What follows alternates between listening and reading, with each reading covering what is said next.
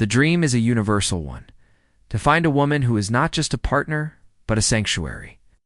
A man envisions a relationship where he is genuinely respected, where his efforts are nurtured, and where mutual growth is the shared compass. This vision is fueled by a deep-seated desire for a true teammate, someone whose honesty and integrity form an unshakable foundation for a life built together. It is a hope for a peaceful harbor where he can be both strong and vulnerable, knowing he is safe. Yet, hidden within the warmth of this dream lies the cold, stark contours of a potential nightmare. The reality is that not every individual operates from a place of honor, and some see a man's desire for connection not as an invitation to build, but as an opportunity to conquer. The most perilous threat is the one that arrives not with a warning, but with a smile. These dangerous women are masters of disguise, presenting a flawless facade to the world. They look harmless, even ideal. They offer sweet smiles, articulate all the right words, and perform the role of the perfect partner with chilling accuracy. This convincing performance is their primary weapon, disarming a man's natural defenses. And bypassing his logic, the real destruction begins beneath the surface, in the shadowy realm of psychological manipulation. Their methods are deliberately subtle, designed to be almost invisible to the untrained eye. They understand that overt aggression would trigger a man's instinct to fight or flee. Instead, they employ a slow, insidious drip of poison they destroy, not with knives, but with whispers, not with violence, but with calculated silence. They engage in emotional games that are so convoluted they leave a man doubting his own worth, questioning his sanity, and bending himself into impossible knots, just to earn a sliver of the approval she once gave so freely. The most terrifying part is the quiet efficiency of it all. There is no need for shouting or overt threats because their true power lies in the quiet. It's a deliberate way they turn a man's greatest strengths, his capacity for love, his deep desire to provide, and his unwavering loyalty, into lethal vulnerabilities. They use his own heart as the weapon against him, engineering a prison where he is both the inmate and the guard, slowly locking himself away piece by piece. The manipulative partner's control is not haphazard. It is a calculated strategy executed through a specific and devastating arsenal of psychological tactics. Each technique is designed to dismantle a man's sense of reality and erode his autonomy, making him dependent on her for validation and truth.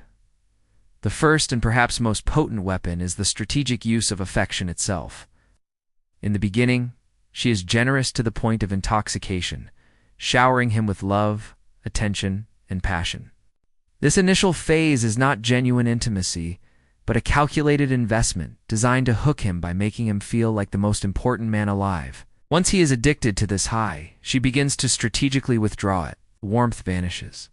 The attention wanes, and when he, confused, asks why, she masterfully turns the blame back onto him. She claims he has changed, that he doesn't try anymore, that perhaps her feelings have shifted because of his actions. This creates a desperate panic, a frantic need to earn back what was once given unconditionally. He starts overcompensating, working harder, and sacrificing more. It's not realizing he is now dancing to a tune she completely controls. This cycle transforms love from a gift into a transaction where his worth is constantly up for negotiation. Another cornerstone of her control is gaslighting, a deliberate and malicious distortion of reality. This occurs when she flatly denies facts, events, or conversations that he knows to be true. If he catches her in a lie, she labels him paranoid. He confronts inappropriate behavior. She calls him insecure. When he brings up something she clearly said, she looks him dead in the eye and claims, "I never said that." The goal is not just to avoid accountability, but to systematically break his trust in his own perception. Over time, this constant invalidation causes him to doubt his memory, his instincts, and his very sanity. Begins to believe that the problem isn't her behavior, but his flawed interpretation of it. Once a man no longer trusts his own judgment, he becomes pliable and easy to dominate, living entirely within the fabricated reality she has constructed for him. Closely linked to this is the guilt trap, a mechanism of control fueled by shame. She weaponizes his innate desire to be a good partner, framing his every reasonable boundary or personal need as a failure of his character. If he sets a limit, he is called selfish or controlling. If he focuses on his work, he is accused of neglect. The phrase, "if you really loved me, you would," becomes a mantra used to bypass his boundaries and command obedience. And no matter how much he gives, it is never enough, as the goalposts are constantly moved to ensure he remains in a perpetual state of debt and striving. This insidious process trains him to associate love with endless sacrifice and self-abandonment, convincing him that his only value lies in his ability to anticipate and serve her ever-shifting demands. The ultimate objective of these manipulative tactics is not merely to win arguments or get one's way in the moment. It is a systematic and calculated campaign to dismantle a man's identity, sever his connections, and erode the very foundations of his self-worth, making him entirely dependent on his manipulator for validation and reality. This process of erosion is slow, subtle, and devastatingly effective. One of the first and most critical steps is isolation. A toxic partner intuitively understands that a man's support system, his close friends, trusted family, and mentors, represents a direct threat to her control. These are the people who see him clearly, who remember who he was before her, and who can offer perspective and reality checks. To neutralize this threat, she begins a deliberate campaign to sever these ties. She complains about his friends, labeling them as bad influences or immature. She criticizes his family, planting seeds of doubt about their intentions and loyalty. She makes him feel guilty for spending time with anyone but her, framing it as a choice between them and her. Gradually, to avoid conflict and prove his devotion, he withdraws. Little by little, his world shrinks until she is the only voice left, his sole source of approval and connection. Once this isolation is complete, he is trapped. For his entire sense of reality and self-worth now hinges on her perceptions. Simultaneously, she engages in the deliberate sabotage of his confidence and masculinity. This is rarely done through overt, loud insults, which would be easier to identify and reject. Instead, it is a death by 1,000 tiny cuts. She mocks his ambitions with a dismissive, "Are you sure you can do that?" She downplays his achievements, implying he got lucky or that it was not a big deal. She laughs at his dreams, chipping away at the very things that define his purpose and drive. She might use comparisons to other men, her ex, who is more successful, her friend's boyfriend, who is more romantic, not to inspire, but to inoculate him with a persistent sense of inadequacy. This constant low-grade criticism works like water on stone, slowly wearing down his belief in himself. He begins to internalize her narrative, seeing himself as less capable, less worthy, and less of a man. His innate desire to build and provide is twisted into a desperate need to seek her approval for his very existence. This erosion is perfectly complemented by the weaponization of intimacy itself. Physical and emotional closeness, which should be the language of mutual vulnerability and connection, are transformed into a currency for control. She learns that access to her affection is a powerful motivator and begins to withhold it strategically. After a disagreement where he stood his ground, she grows cold and distant. If he does not capitulate to a demand, she suddenly is not in the mood. This conditions him to associate asserting his boundaries or expressing his needs with the painful withdrawal of love and connection. A powerful biological and emotional drive for intimacy forces him into compliance. He learns to apologize for things he didn't do, to abandon his principles, to sacrifice his integrity, not to resolve a conflict, but to purchase temporary relief in fleeting affection. In doing so, he is no longer a partner. He becomes a supplicant, a shell of his former self. It's paying for scraps of intimacy with the very self-respect that forms the core of his identity. As the manipulative dynamic deepens and the partner's control becomes more entrenched, the tactics evolve from eroding a man's foundation to actively constructing a complex psychological prison from which escape seems impossible. This advanced warfare is characterized by more sophisticated and psychologically goading strategies designed to keep him perpetually off balance, anxious, and invested. A prime tool in this phase is triangulation, a deliberate and cruel tactic of introducing a third party into the relationship's emotional space. This can be a real person, like an ex-lover or an attractive coworker whose attention she exaggerates. Or it can be a wholly imagined adversary, the constant specter of other men who would treat her better. She might casually mention how someone else flirted with her or wistfully reminisce about a past partner's grand gestures. The goal is never to genuinely leave, but to manufacture competition and provoke a deep-seated jealousy and insecurity. It keeps him in a state of anxious vigilance, constantly feeling he must prove his superiority over invisible rivals. He begins to perform, to overextend himself financially and emotionally. Not out of love, but out of the fear of being replaced. This tactic ensures he remains striving and never feels secure, for a secure man is a man who is harder to control. This state of perpetual anxiety is further amplified by the deliberate creation of a chaos-on-calm cycle. A healthy relationship seeks stability, but a manipulative partner thrives on turmoil. She intuitively understands that a man's nervous system becomes addicted to the powerful relief that follows a period of high stress.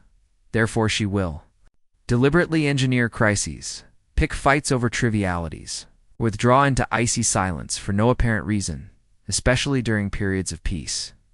She pushes him to his absolute limit, spiking his stress hormones and emotional distress. Then, just as suddenly, she shifts.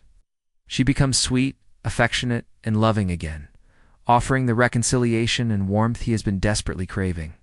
This reconciliation is not genuine. It is the reward in a brutal training regimen. Powerful neurological high of relief reinforces the traumatic low that preceded it, creating an addictive loop.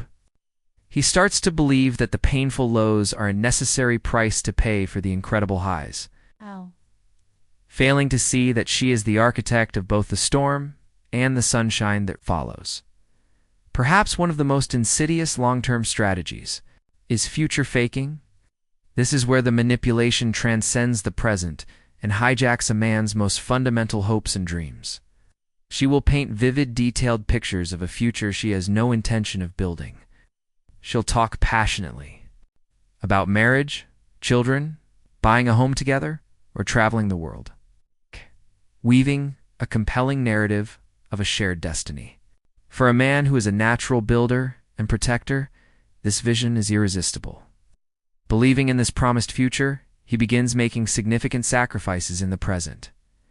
He invests money he's saving for their house. He passes on career opportunities. To be more available, he prioritizes her needs over his own long-term goals. He is investing in a mirage. When the time comes to take concrete steps toward those promised goals, she will disappear, change her mind, or invent a new reason for delay. By the time he realizes the future was never real, he may have wasted years of his life and sacrificed his own path for an illusion, leaving him not just heartbroken, but feeling like a fool who lost his own potential in the bargain. The true devastation of this dynamic is rarely the result of a single catastrophic event. It is a slow, insidious erosion, a psychological death by 1,000 cuts. A man doesn't suddenly find himself broken. He is gradually worn down, piece by piece, until one day he looks in the mirror and fails to recognize the hollowed-out man staring back. His confidence, his spark, his ambition, the very core of his identity, has been systematically dismantled. He is left wondering how it happened, and the painful answer is that he allowed it, not out of weakness, but because he was expertly manipulated by tactics so subtle they were disguised as love. The only path out of this labyrinth is not through fighting her, but through reclaiming an unshakable clarity within himself. This liberation is founded on 3 non-negotiable truths. The first is to obsessively observe patterns, not words. Promises, apologies, and grand declarations are meaningless noise. The only metric that matters is consistent action, especially when times are difficult. Does her character remain steady under pressure, or does her loyalty evaporate and her respect vanish the moment she is unhappy or faced with temptation? A person of integrity is consistent. A manipulator is revealed by their patterns of inconsistency and conflict. The second truth is to trust your gut and root yourself in unwavering standards. That deep, nagging feeling that something is wrong is your most powerful weapon. It is your intuition sounding the alarm that her words and actions are not aligning. Do not let her gaslight you into doubting this inner voice. Your standards are your armor. Your boundaries are the non-negotiable lines that protect your peace. A dangerous woman will test them constantly, using shame and guilt to get you to lower your guard. It's the moment you sacrifice a boundary to avoid being called selfish or controlling. You hand over a piece of your autonomy. The final and most critical truth is that walking away is the ultimate expression of strength, not weakness. You must accept the hardest lesson. You cannot save her from herself. You cannot love a toxic partner into being loyal, reason her into being honest, or sacrifice enough to make her value you. Manipulation is a choice, and by staying in the hope she will change, you become her chief enabler, giving her permission to continue destroying you. Disengaging is not about winning an argument. It is about refusing to play a game that is rigged against you. It is the definitive declaration that your sanity, your mission, and your soul are not up for negotiation. This path requires a profound shift in perspective. The goal is not to survive the manipulation, but to develop the discernment to never let it touch you in the first place. It is about understanding that not every woman is dangerous, but that every man must learn to spot the ones who are. They don't wear warning labels. They hide in sweetness and the illusion of love. Your protection lies in your own vigilance, your self-worth, and your ruthless commitment to your peace. When you encounter such a person, do not hesitate. Do not over-explain, and do not try to fix her. Simply walk away. Real strength is the quiet confidence to protect the man you are building by leaving anything that seeks to tear him down. It is the understanding that no beautiful illusion is worth the cost of your reality.